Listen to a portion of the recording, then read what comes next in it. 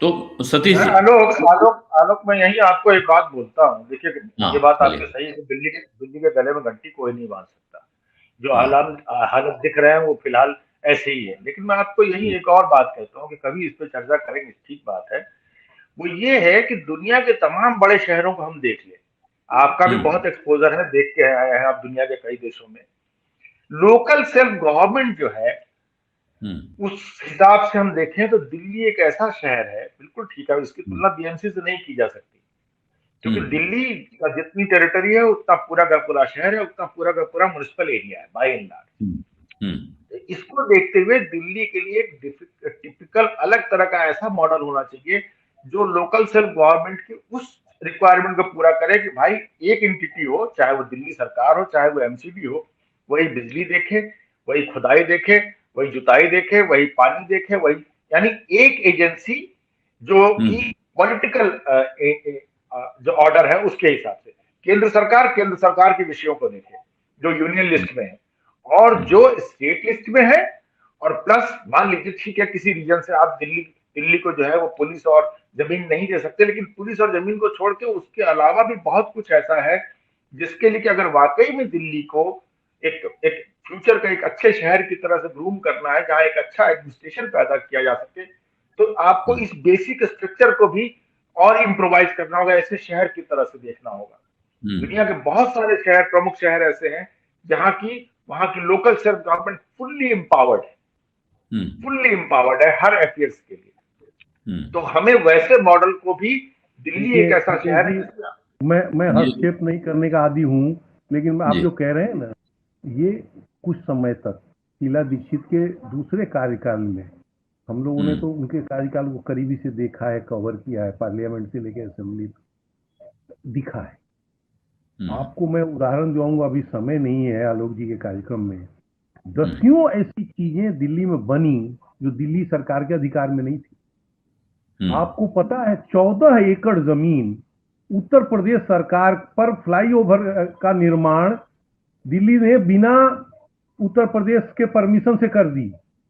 हम्म। और जब उनका आपत्ति आई तो खुद चली गई शीला दीक्षित वालिया जी को लेके, और उनको जाके कहा कि इससे ज्यादा भला हमसे तो ज्यादा आपका होने वाला है, आपके लोग आते हैं हमारे जमुना पार से। तो जो उस समय मुख्यमंत्री थे उत्तर प्रदेश के, उन्होंने कहा कि हाँ ये तो बिल्कुल सही है, तो चीफ सेक्रेटरी ने उनको समझाया और हो गया। काम करने का जो जुनून है, अगर जमुना हम्म। पार से आप लोग वाकिफ होंगे तो यहाँ एक डिस्यूज कैनाल है जो कड़कड़ डूम लेके और जमुना से को जाती है। हम्म। आपको 8 फीट चौड़ी फीट नाले को ढक के 4 लेन की सड़क इसी दिल्ली में बनी है। जब हम्म। पहली बार वो प्रपोजल लाया गया तो हम लोगों को लगा कि पत्रकारों को जैसे बेवकूफ बनाते हैं, उस तरह से प्रेस कॉन्फ्रेंस में बेवकूफ बनाया जा रहा है। और हम लोगों को लेके वालिया जी गए 4 गाड़ियों में भर के, और जब उन्होंने वो प्रपोजल दिखाया और सड़क बन के दिखी, तो आप सब लोग से जो यमुना पार से पार किया होगा, तो विकास मार्ग के समानांतर जो सड़क है वो उस 8 फुट नाले को ढक के बनी हुई 4 लेन की सड़क है। मेरे कहने का मतलब, अगर काम करने का जज्बा, उसमें भ्रष्टाचार हुआ नहीं हुआ मुझे नहीं पता, लेकिन कहने का मतलब कि काम करने का अगर जज्बा है तो रास्ता निकल सकता है। निश्चित रूप से दिल्ली की शासन व्यवस्था पर बहस होनी चाहिए। वो आप जैसा कह रहे हैं, जिन लोगों ने संविधान में संशोधन किया करके दिल्ली में विधानसभा दी, फिर और तरह तरह के प्रयोग दिल्ली में हुए हैं, वो लंबी कथा है। लेकिन कुल मिला के उसी तरह की बहस अब भी जरूरी है आबादी बढ़ने के हिसाब से।